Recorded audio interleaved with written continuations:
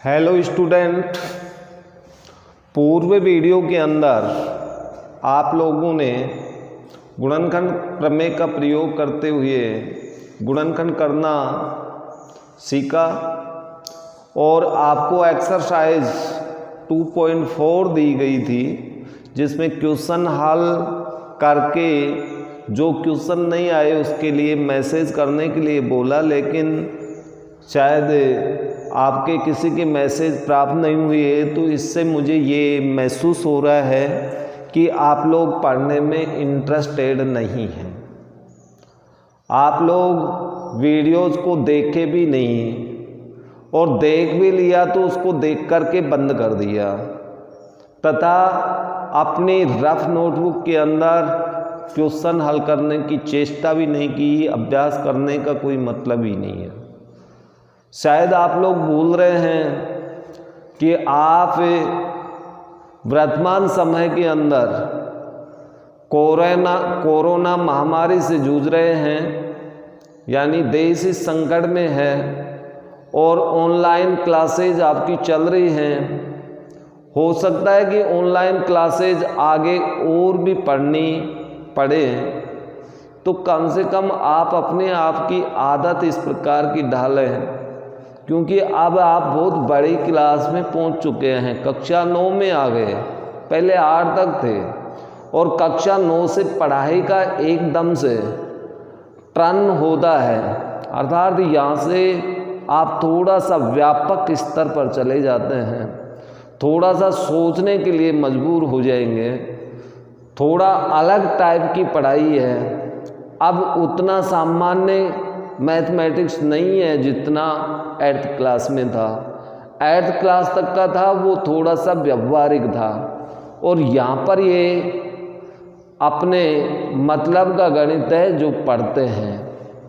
हर किसी के मतलब का इतना मैथमेटिक्स नहीं है, इसलिए थोड़ा सा ध्यान दीजिए, नहीं तो आप लोग बिल्कुल पिछड़ जाएंगे। और एक बार आप गणित में पीछे बैक चले गए तो आगे आना थोड़ा सा कठिन कार्य होगा। इसलिए आप लोगों से प्रार्थना निवेदन है कि आप वीडियो पूरा देखें, मन लगा के देखें, मन लगा के अभ्यास करें। जो कुछ समझ में नहीं आए तो कम से कम मैसेज करके तो पूछ लें, इतना कार्य तो कर सकते हो। इसलिए मैसेज केवल वही विद्यार्थी, वही दोस्त, वही स्टूडेंट करेगा जिसके पास वीडियो देखने के बाद समस्या आई हो। इसलिए dear students, dear friends and छात्र छात्राओं, आप सबसे यही निवेदन है कि आप ऑनलाइन पढ़ने की आदत डालें। फ्यूचर के अंदर बहुत काम आएगी, और जहाँ समझ में नहीं आए तो आप पूछने का प्रयास भी करें, और प्रयास करने के बाद आप किस तरह से उसको हल करते हैं, कितना समझ पाते हैं, आप ये तो कोशिश करें कम से कम कि टीचर्स आपके सामने उपस्थित नहीं है, एक मशीन उपलब्ध है, और उस मशीन से आप कितना सीख पाते हैं। तो आप लोगों को काफ़ी कुछ सीखने को मिलेगा।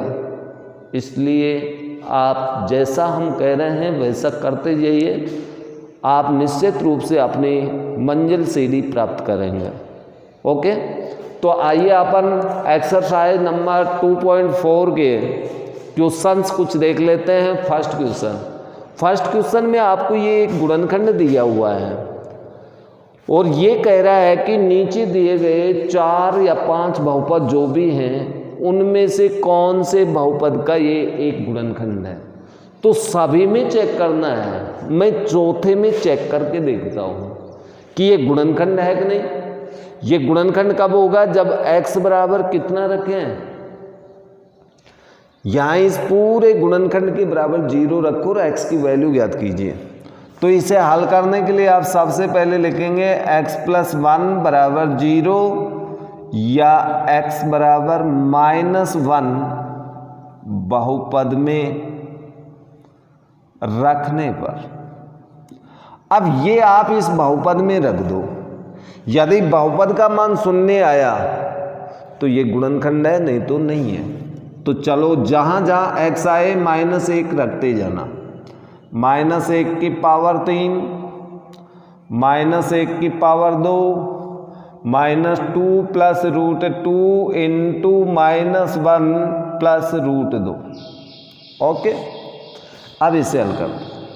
-1 की पावर 3 विषम संख्या में घात है तो ऋण चिन्ह आएगा, और 1 की पावर कितनी भी लिखो एक ही रहेगा हमेशा, इतना तो समझ में आता ही होगा। -1 की पावर 2 करें, -1 की पावर 2 करेंगे तो ये +1 आएगा, +1। सम संख्या में घात हो तो पॉजिटिव चिन्ह होता है, लेकिन 1 की पावर 2 मीन्स एक ही होगा, 1 को माइनस से गुणा करेंगे -1।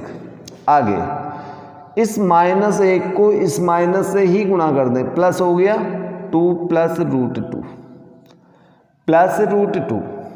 ये -1 यहाँ ही गुणा हो चुका है माइनस से, तो आपके पास -1 प्लस कोष्टक खोल दो √2 प्लस √2।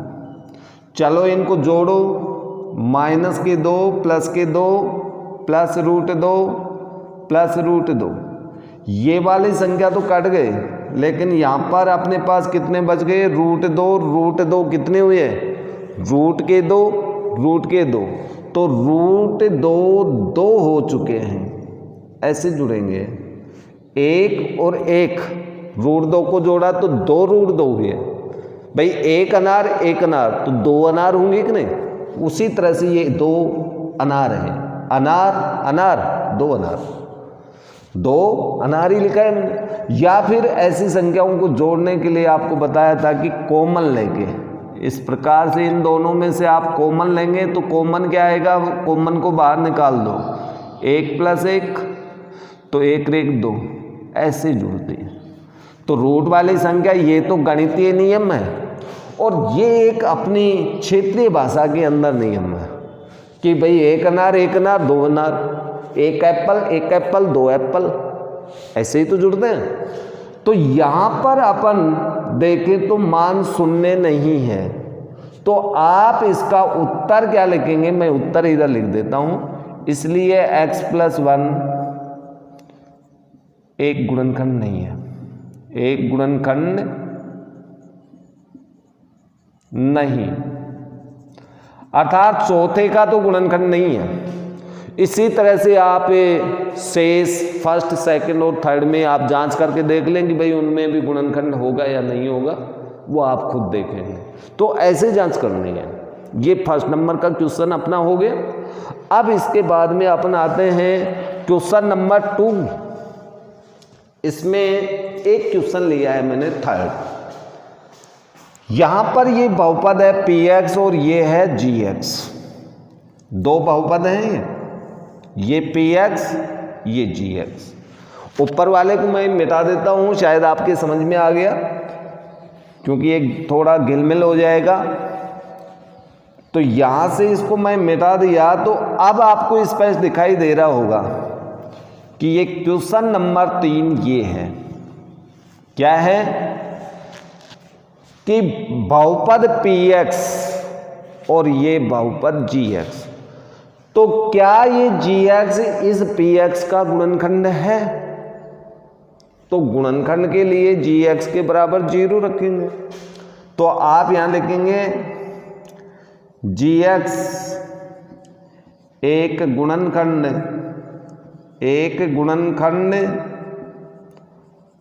होगा यदि gx बराबर 0 तो x - 3 बराबर 0 या x बराबर 3। जब gx ये दे रखा है, वैसे गुणनखंड प्रमेय भी लगा सकते हो आप। तो गुणनखंड प्रमेय लगाओ तो आप डायरेक्ट ये लिख सकते हो, आप इस तरह से लिखना, फिर ऐसे लिखोगे gx एक गुणनखंड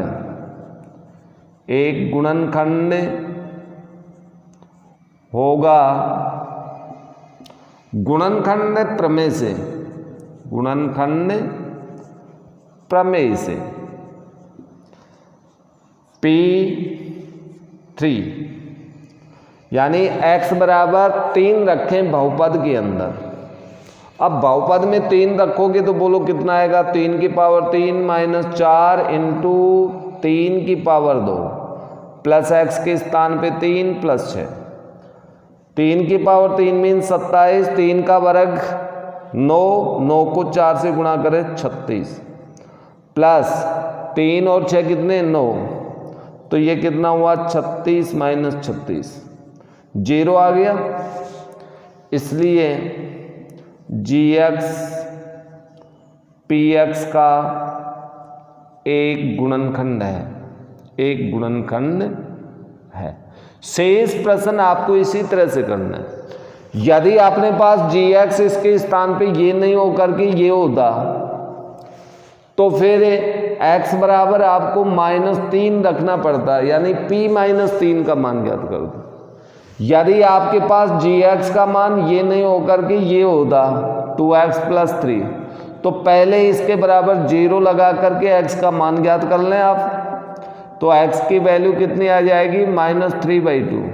तो x के स्थान पे बहुपद px में -3/2 रखने से यदि 0 आ जाता तो गुणनखंड होता, नहीं आता तो गुणनखंड नहीं होता। तो क्वेश्चन नंबर 2 के शेष क्वेश्चन आप लोग इस प्रकार से करेंगे। अब अपन आगे क्वेश्चन नंबर 3 की बात करते हैं। 3 में आपको एक गुणनखंड दिया हुआ है कि ये सभी बहुपदों का एक गुणनखंड है, तो सब में k का मान ज्ञात कीजिए। अब k का मान ज्ञात करने के लिए आपको कार्य तो वही गुणनखंड प्रमेय वाला ही करना है। तो आप यहाँ पर यही लिखेंगे, इसको मैं ऊपर लिख रहा हूँ, देखिए ऊपर हल कर देता हूँ। चूंकि x - 1 px का एक गुणनखंड है, इसलिए गुणनखंड प्रमेय से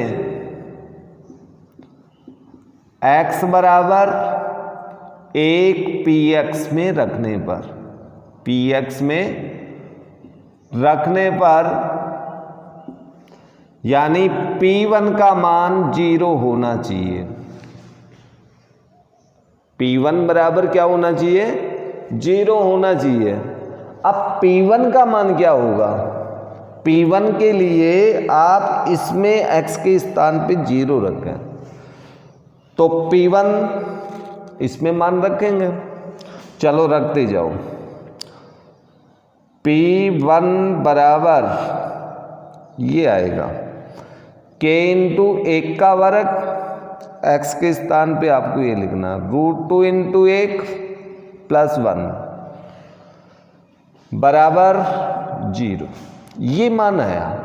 यानी k 1 का वर्ग 1, k से गुणा किया k, √2 को 1 से गुणा किया -√2 प्लस 1 बराबर 0। पक्षांतरण करो k के सापेक्ष, √2 इधर जाके प्लस होगा, 1 माइनस होगा, तो k का मान ये होगा। तो इस तरह से आपको k के मान ज्ञात करने हैं। इसके शेष क्वेश्चन आप करेंगे। क्वेश्चन नंबर 3 का मैंने 3 ही बताया है।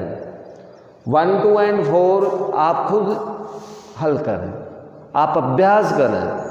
फिर कोई क्वेश्चन नहीं आए तो आज ही कमेंट्स करके पूछें, जिससे आने वाले वीडियो के अंदर आपको उसका सॉल्यूशन प्राप्त हो सके। ओके, अब इसके बाद में आता है क्वेश्चन नंबर 4।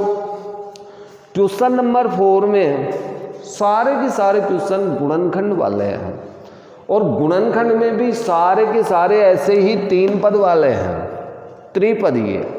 और त्रिपदीय का अर्थ होता है कि बीच वाली संख्या के टुकड़े करने पड़ेंगे। अब बीच में तो आपके पास संख्या तो दिखाई नहीं दे रही, केवल x वेरिएबल चर दिखाई दे रहा है, लेकिन चर के साथ हमेशा 1 गुणा में होता है। तो बीच में संख्या 1 है, 1 को टुकड़े करो, ऐसे टुकड़े करो, इस फर्स्ट को और थर्ड को गुणा करो पहले, कितना आएगा मल्टीपल करने से 12। ऐसी दो संख्या बताइए जिनको गुणा करें तो 12 आए, लेकिन दोनों संख्याओं को जोड़ने पर अथवा घटाने पर ये 1 आना चाहिए, बीच वाली संख्या, वो टुकड़े होंगे। तो देखो यहां पर 4 गुणा 3 12 आएगा, 4 माइनस 3 12 आएगा, 1 आएगा कि नहीं, बचेगा ना 1। तो ये टुकड़े होंगे इसके, 3x² माइनस इसके स्थान पे 4 माइनस 3 इंटू x लिख सकते हैं, ये टुकड़े होंगे। 4 में से 3 घटाओ 1x ही बचेगा आपका, 4 को 3 से मल्टीपल करो, इसके मल्टीपल के बराबर ही आएगा। तो अब इसका कोष्टक खोल दो, 3x², कोष्टक खोलेंगे तो ये तो चिन्ह 4 का तो माइनस होगा, लेकिन 3 वाला चिन्ह गुणा होकर के प्लस हो जाएगा, और साथ में x गुणा है तो x से गुणा भी करना है, -4। अब दो दो पदों की जोड़े बना के कॉमन लें। पहले में क्या कॉमन, 3x - 4, ये शेष बचा। अगले में चिन्ह क्या है, प्लस। दोनों में से कॉमन बता दो, कुछ भी कॉमन नहीं है तो 1 लिख दें, 3x - 4 ऐसे के ऐसे आ जाएगा। अब इसके बाद में एक गुणनखंड तो आपका कोष्टक वाला जो कि बिल्कुल चिन्ह सहित सेम होगा, चिन्ह सहित मिलान करके देखना, बिल्कुल एक्यूरेट दोनों बराबर होंगे दोनों कोष्टकों में। तो एक ही बार लिखें इसे, एक गुणनखंड हो गया। और दूसरा गुणनखंड जो आपने कॉमन लिया वो कॉमन इसका सार्व होगा। तो इस प्रकार से इसके गुणनखंड ये होंगे। ओके, शेष क्वेश्चन आपको इसी तरह से करने हैं। अब क्वेश्चनों के अंदर देखिए संख्याएं तो बदलती रहती हैं, लेकिन नियम आपका यही होगा। एग्जाम्पल में भी आपको नियम बताया था कि बीच वाली संख्या के आपको टुकड़े खंड करने हैं, ऐसे खंड करने हैं कि उनका गुणनफल फर्स्ट एंड थर्ड के गुणनफल के बराबर आए, लेकिन उन टुकड़ों का या तो ऐड यानी जोड़ या फिर उनका घटाव से बीच वाली संख्या प्राप्त होनी चाहिए। फिर दो दो पदों के जोड़े बना के सार्व लेते हुए 2 गुणनखंड करें। 2 घात का है तो 2 गुणनखंड होंगे, 3 घात का है तो 3 गुणनखंड होंगे। ओके, तो इस प्रकार से इसका गुणनखंड होगा। क्वेश्चन नंबर 5, ये क्वेश्चन नंबर 5 में भी आपको गुणनखंड करने हैं, लेकिन क्वेश्चन नंबर 5 में ये त्रिपदीय व्यंजक नहीं है, ये टुकड़े करके गुणनखंड होने वाले गुणनखंड नहीं है। क्योंकि वैसे भी देखें तो यहाँ पर पहले पद में 3 घात आ रही है और 3 घात आ रही है, तो इसका मतलब इसके 3 गुणनखंड अवश्य होंगे। अब ये क्वेश्चन थोड़ा सा अलग टाइप का है, इसमें तो देखिए जोड़े बना करके कॉमन लेंगे तो ये हल हो जाएगा।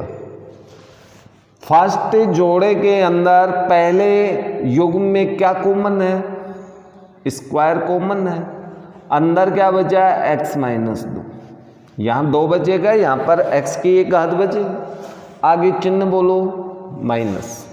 दोनों में कुछ भी कॉमन नहीं है तो 1 लगा दो, लेकिन इसका चिन्ह बदलेगा क्योंकि आपने सार्व -1 लिया है, तो x - 2। यदि चिन्ह नहीं बदला तो आपका ये गुणनखंड सेम नहीं होगा और क्वेश्चन गलत। अब एक गुणनखंड तो आपका कोष्टक वाला हो गया, एक गुणनखंड जो आपने सार्व लिया वो हो गया। अब इसको अपन इस प्रकार भी तो लिख सकते हैं, x² - 1, 1 को 1 का वर्ग लिख दें तो कोई फर्क थोड़ी पड़ेगा, 1 ही रहेगा। लेकिन ऐसा करने से यहाँ एक सर्व समीका लग चुकी, जो आपने पूर्व कक्षा 8 के अंदर भी पढ़ लिया था। a² - b² के 2 गुणनखंड होते हैं, a+b एंड a - b। तो इसके भी फिर 2 गुणनखंड होंगे, x - 2 ये तो पहला गुणनखंड है ही, इसके 2 गुणनखंडों में से पहला होगा x+1 और दूसरा होगा x - 1। इस प्रकार से इसके 3 गुणनखंड होंगे। त्रिपदीय व्यंजक होने के कारण, 3 घात वाला व्यंजक होने के कारण 3 गुणनखंड ही आपको करने पड़े। ठीक है जी। तो ये क्वेश्चन तो अलग टाइप का था, लेकिन अब इसके बाद में आगे जो क्वेश्चन दे रखे हैं 5 में, वो भी 3 घात वाले हैं, 3 गुणनखंड आएंगे, लेकिन वो सार्व लेने से नहीं होंगे, वो कुछ अलग टाइप के क्वेश्चन हैं।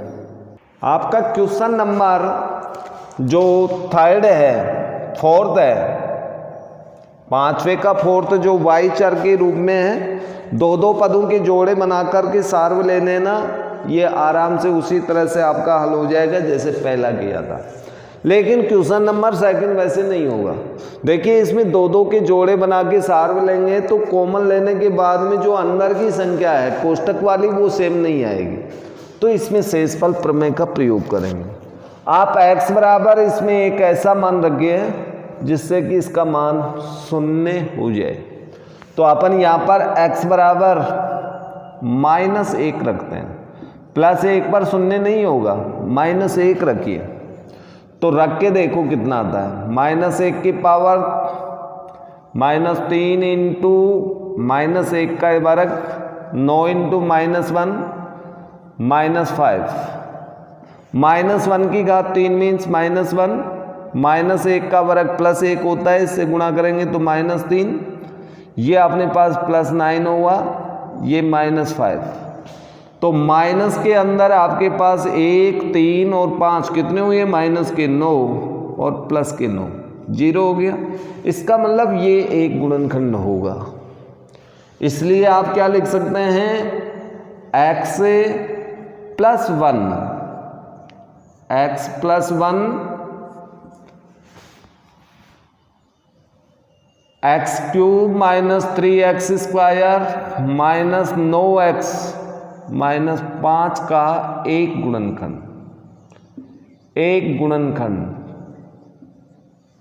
है। एक गुणनखंड तो आ गया।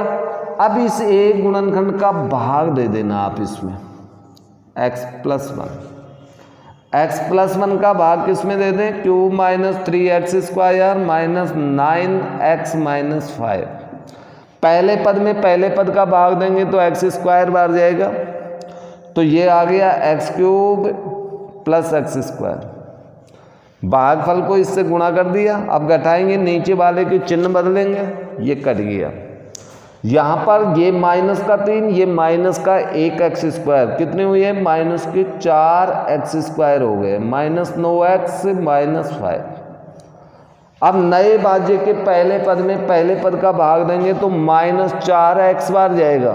देखो आपको भाग पहले सिखा चुका हूँ, तो -4x को आप इससे गुणा करेंगे तो स्क्वायर आएगा, -4x को +1 से करेंगे तो -4x आएगा। अब इसके बाद में चिन्ह बदलेंगे तो ये पॉजिटिव हो गया, ये कट गया। यहाँ पर 9 - का 4 + का कितना बचा, -5x - 5। अब नए भाज्य के पहले पद में पहले पद का भाग दो, -5 बार गया, तो ये -5x -5, चिन्ह बदलने पर ये प्लस ये भी कट गया, ये भी कट गया, भाग पूरा हो गया। तो ये अपना दूसरा गुणनखंड होगा। एक गुणनखंड ये हुआ, एक गुणनखंड ये हुआ, तो आप लिखेंगे इसलिए गुणनखंड। अब अपने पास गुणनखंड हो चुके हैं। एक तो आपके पास x + 1 था और दूसरा आपने जो भागफल प्राप्त किया ये होगा। ये शेषफल प्रमेय है। ओके, अब इसके बाद में ये त्रिपदीय हो गए, इसके टुकड़े करके गुणनखंड करें तो x + 1 एक गुणनखंड, दूसरा इसके टुकड़े करो जी, -5x होगा प्लस का x होगा, ये इसके टुकड़े होंगे। तो x + 1 पहले दो में कॉमन लेंगे तो या मंझला कोष्टक लगा लेना, x कॉमन x - 5, फिर प्लस चिन्ह, एक कॉमन x + 5, मंझला कोष्टक बंद। x + 1 एक गुणनखंड आपका x + 5 और एक गुणनखंड जो आपने इसमें सार्व लिया। इस प्रकार से आपके 3 गुणनखंड होंगे, या इसको आप ऐसे भी लिख सकते हैं, ये दोनों गुणनखंड एक जैसे हैं तो इसको x+1 का होल स्क्वायर इंटू x+5 भी लिख सकते हैं। ये उत्तर भी सही है, ये उत्तर भी सही है। तो इस प्रकार से अपने एक्सरसाइज नंबर 2.4 के लगभग सभी क्वेश्चन कंप्लीट हुए। और फिर भी कोई क्वेश्चन यदि आपका बच गया हो, नहीं आता हो, तो वो आप मैसेज करके पूछ लें। ओके।